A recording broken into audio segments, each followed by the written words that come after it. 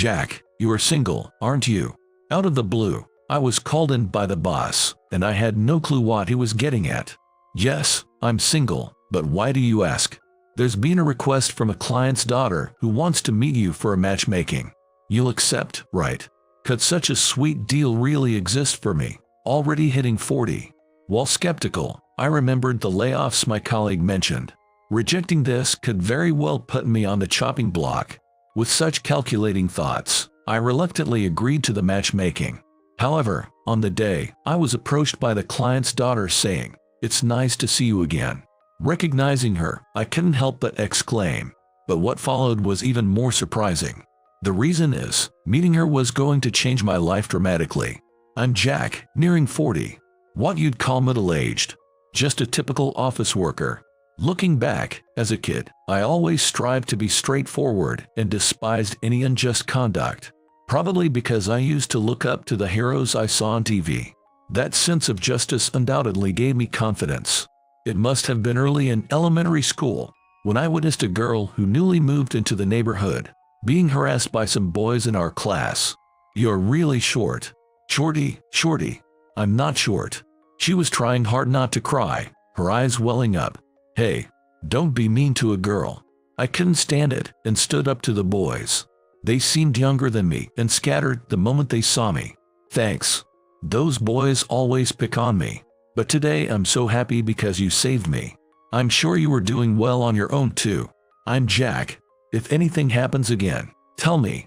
Her name was Emily, but she called herself Mimi. It seemed she didn't have any friends yet. From that day, whenever Emily saw me, she'd run over happily. Finding her adorable, I felt like I had a little sister and would play with her whenever I had free time. "Mimi, do you want to explore around the park's pond today, or is there something else you'd like to do?" "I want to go to the park, but I'm not allowed to go alone yet." "That's okay. I'm with you. Let's go together." "Yeah. I love you, Jackie." While we played together, Emily would say things like, "When I grow up, I'm gonna marry Jack." But promises made in childhood seldom come true. Emily had to move away due to her father's job. The day before she moved, she came to see me with tears in her eyes, just like when we first met. "I don't want to say goodbye to you. I'm sad about saying goodbye to you too, but there's nothing we can do. When I'm all grown up, I'm gonna marry you. That's why I made this. Mom taught me how. Don't forget our promise, okay?" Saying that, Emily gave me a handmade keychain. She must have worked really hard on it. Though it had an odd shape, it had my name engraved on it, and it became my treasure. Time flew by, and now I'm an adult, working a sales job at a real estate company. Heading to work feels like a drag today. When I first got the job, I was full of pride and motivation.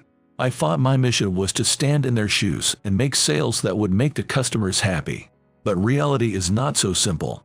My ideal way of selling didn't bring in results, and I was constantly scolded by my boss. "I don't know if you're too serious or what, but this is not working. You need to bring in contracts more efficiently like the others. A little inconvenience won't be noticed by the customers if you keep quiet."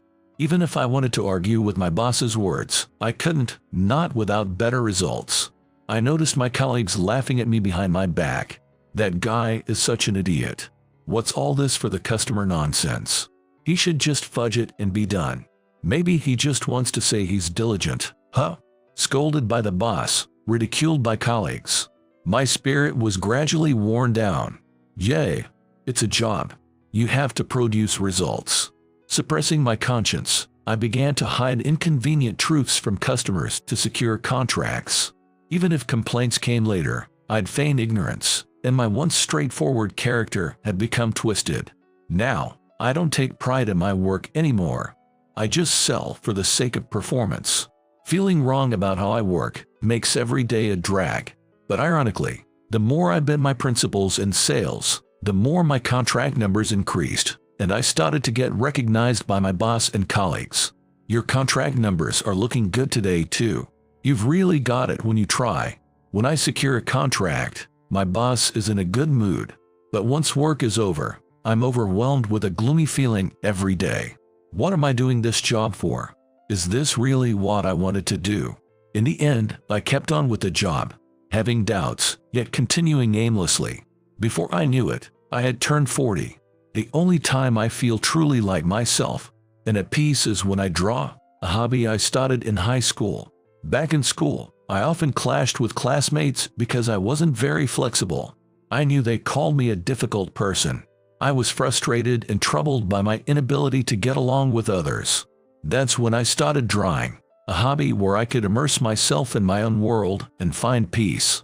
Focusing solely on the beautiful scenery in front of me, I created my own world on the canvas. It was the most soothing time for me, above anything else. And that continued even after I became a working adult. On weekends, I'd head to a nearby park or the riverbank. Losing myself in my hobby of painting and nature, I could really feel the seasons. The tulips were starting to grow, getting ready to bloom. I hadn't realized that spring is just around the corner. While I was lost in thought, walking, I heard a woman's shrill voice. "Please stop." It seemed she was being bothered by a drunken picnicker. "Hey, what are you doing? She clearly doesn't appreciate it." I instinctively stood in front of the woman and drove the drunk away. Fortunately, the drunk person left quickly, and the woman looked relieved. "Are you okay? Thank you so much. You saved me. Everyone drinks too much and gets carried away this time of year. Still, it's a real nuisance for women." The woman gave a troubled smile at my words. "It's a hassle just going to the park nearby, isn't it?" Looking at the woman's belongings, I saw an easel, a sketchbook, and a large bag. "Do you paint, by any chance?" "Yes, I do." "Wait, do you too?" Seeing my belongings, the woman looked surprised. Then, we looked at each other and laughed.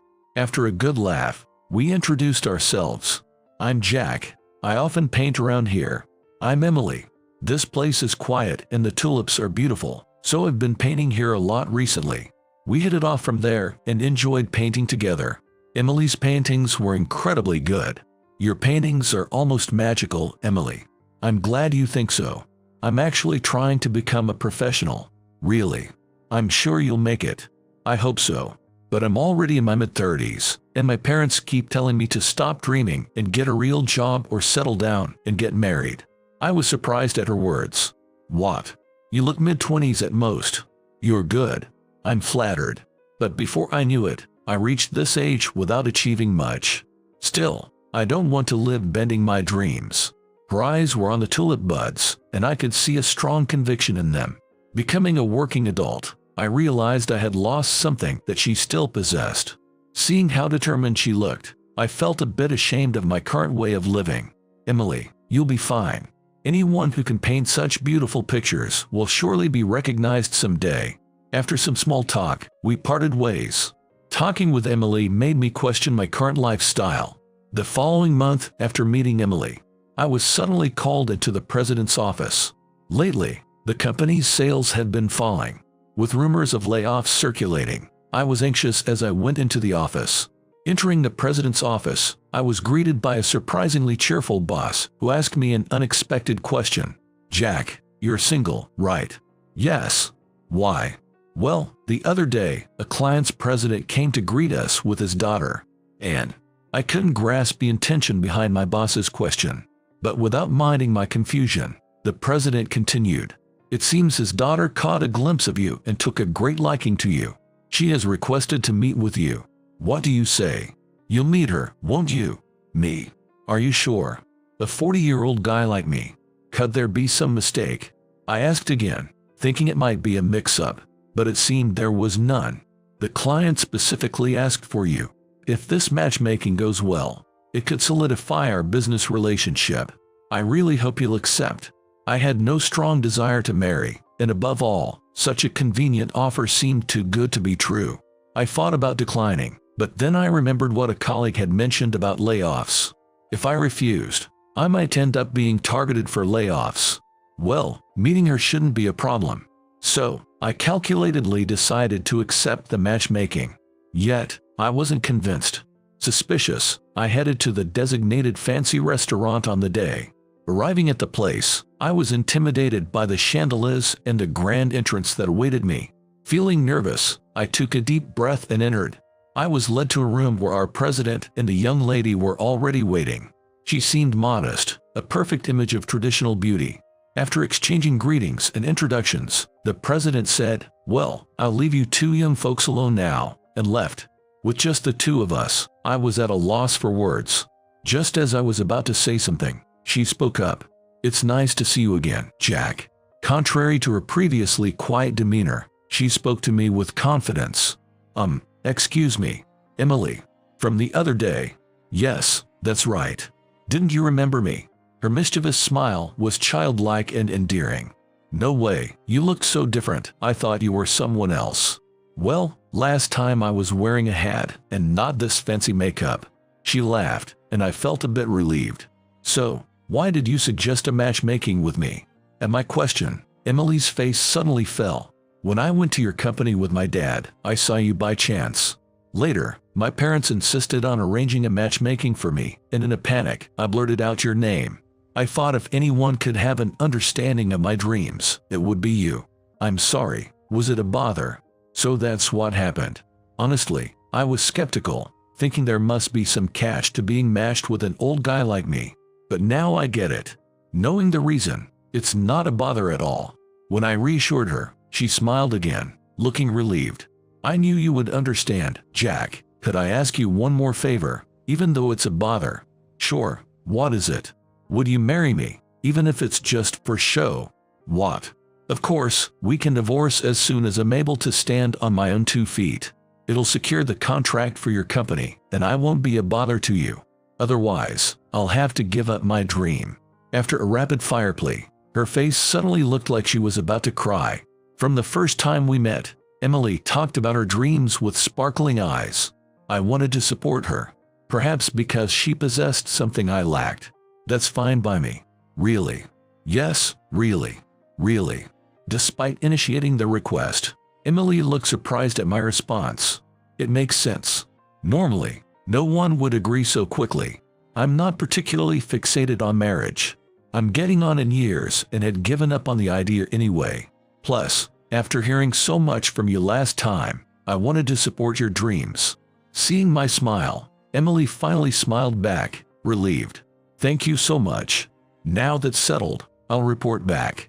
But first, since we're here, let's drop the formalities, shall we?" "Sounds good. I'm looking forward to this, Emily."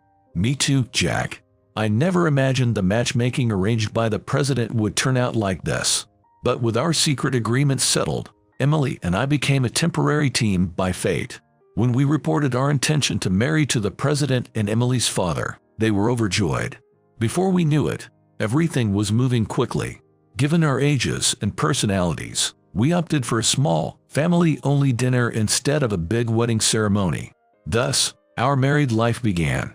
Far from the typical newlywed life to our unique situation, life with Emily was surprisingly pleasant. Emily spent a lot of time painting in her room. Even so, she took care of her share of the household chores and, more importantly, cooked delicious meals. When Emily was too engrossed in her painting to leave her room, I'd quietly prepare some snacks for her, careful not to disturb her concentration. Our relationship, where we didn't hold back too much yet still respected each other, had somehow filled my heart before I knew it. Sometimes we'd go out painting together, or I'd get to see Emily's artwork. Even though we hardly knew each other at first, spending time together gradually brought us closer. Not lovers, not friends. A partner in a sham marriage. Yet, the more I discovered unknown sides to Emily, the more I wanted to cherish our relationship. One day, Emily came home unusually excited. "Jack, guess what?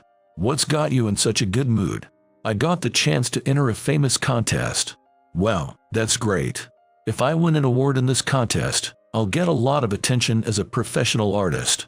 Then you're one step closer to your dream." "Yeah. You need a curator's recommendation to enter this contest, and I got one. I'll definitely win an award and make a living from my art." Emily was incredibly determined. I felt a strong desire to support her wholeheartedly. After that, Emily was like a woman possessed. She barely left her room, apparently working from early morning till late at night. Despite her efforts, she seemed unsatisfied with her work. Emily's complexion darkened day by day as she seemed unable to produce anything satisfactory. I was worried and wondered many times if I should talk to her, but I didn't know what to say, so all I could do was just stand by and watch. Then it happened. When I came home from work, I heard a loud noise from Emily's room. Worried something had happened, I rushed in. The room was a mess, and Emily was collapsed in the middle, surrounded by paintings that didn't look like her work at all. But more than the paintings, I was concerned about Emily. I picked her up and carried her to the living room sofa. Let's take a break. I'll make some warm tea. Just wait here. No time for breaks. I need to paint more, better paintings that'll impress the judges. Emily was completely overwhelmed by the pressure of the contest, mumbling to herself as if she was in another world. It was like she couldn't even see me. I wanted to say something, but felt like no words would reach her right now. Any superficial words wouldn't convey my feelings to Emily. That's when I remembered the numerous paintings scattered in her room. Emily, what about those paintings? They are not like you at all. Are you really satisfied painting things that don't reflect you? Is the art you're creating now what you truly wanted to paint? What's the point of winning with art that isn't you? I intended to speak kindly, to help her find herself again. Yet my words came out mirroring my own feelings. Maybe I was a bit too harsh. I realized it was too late as soon as I said it. Emily was hunched over, shaking. I couldn't see her face from where I was. What do you know, Jack? I've been working desperately to become a professional. Emily's voice echoed through the room, sounding as if she were crying. Sorry, I don't understand everything you're feeling, but I've been watching you paint all this time. I don't see any charm in paintings that anyone could make. I want you to paint the kind of art that's uniquely you, the kind I've always liked. I shared my honest feelings with her. Then, Emily sat quietly on the sofa without a word. An indescribable silence flowed between us. I placed a warm cup of herbal tea in front of her. After slowly drinking the tea, Emily went back to her room. The next morning, when I woke up, Emily was humming while making breakfast. Good morning. Emily stopped humming when she noticed me awake. Good morning, Jack. Thanks for yesterday. I thought about what you said. I realized I was too caught up in winning an award and lost sight of myself. But your words made me realize it might not work out, but I'm going to paint what I truly want to paint. Emily's smile seemed brighter than ever before. Let's have breakfast. Oh, and before that, this. Remembering something, Emily brought out a key case to the table. Is this yours? Ah, thanks. I must have dropped it when I entered the room yesterday. As I took the key case, Emily seemed thoughtful. About this keychain on the case. This. A kid I used to play with all the time gave it to me when she moved away. It's gotten pretty old, but it holds a lot of good memories. I see, she replied, with a tone that seemed to hold more meaning. But we just finished our breakfast and moved on. After that, Emily worked on her art with renewed vigor, as if her previous slump had been nothing. The piece for the contest gradually took shape, and she finished it just in time for the deadline. It's finished, huh? Can I see it? No. Wait until the results are out. Then I'll show you. Unfortunately, I couldn't see the artwork right away, but maybe saving it for later, as something to look forward to, wasn't such a bad idea. So, the artwork was submitted. In the weeks that followed, while we carried on with our usual lives, there was an underlying restlessness, waiting for the contest results. When the notification finally arrived, both of us were so excited and nervous that we spilled tea and bumped into the sofa. Finally, opening the letter. Ready? We're looking at this together. Yeah, I'm here. Let's see. We looked down at the letter. There, in bold letters, was written Best in Show. I did it. You really did. We looked at each other and shared a big high five. Emily, let's go out to eat something delicious to celebrate today. Yeah. But before that, I want to fulfill a promise. Will you see my painting? Of course. We went to Emily's room together. There, a delicate painting of tulips quietly stood. Amazing. I was utterly captivated by the artwork Emily had created. This, you know, is inspired by the tulips we saw when we first met. That's right. We met during that season. Then, I remembered something important and felt sad. This means our marriage life is coming to an end, right? Emily turned around with a surprised look. Then, she looked down without saying anything. This marriage was until you could stand on your own with your art, wasn't it? I'm gonna miss you." Then, Emily shook her head and tears started to spill. "I don't want that. Just like you've always been watching over me, I've always wanted to be by your side. I don't want us to be apart." Saying so, Emily slowly took out her smartphone. There, for some reason, was an old keychain, the same as mine, attached to it. "Jack. No, I mean, Jackie. Don't you recognize me?" I looked back and forth between the old keychain and Emily, who was staring at me intently. "Could it be, Mimi? Is that you?" With her eyes turning red, Emily smiled brightly. "Yes, it's me. We finally found each other again." To think that Emily was Mimi all along. I was so shocked that I was at a loss for words. I didn't realize at first either. You know, as a kid, you were always confident and spoke your mind. You're so different now. I couldn't make the connection. Hearing that, I felt a sting in my heart. Yay, that's right. I got caught up in trying to get along with everyone around me as an adult. I lost the ability to stand up for what I thought was right. That's what happened, huh? Jackie, you must have been through a lot too.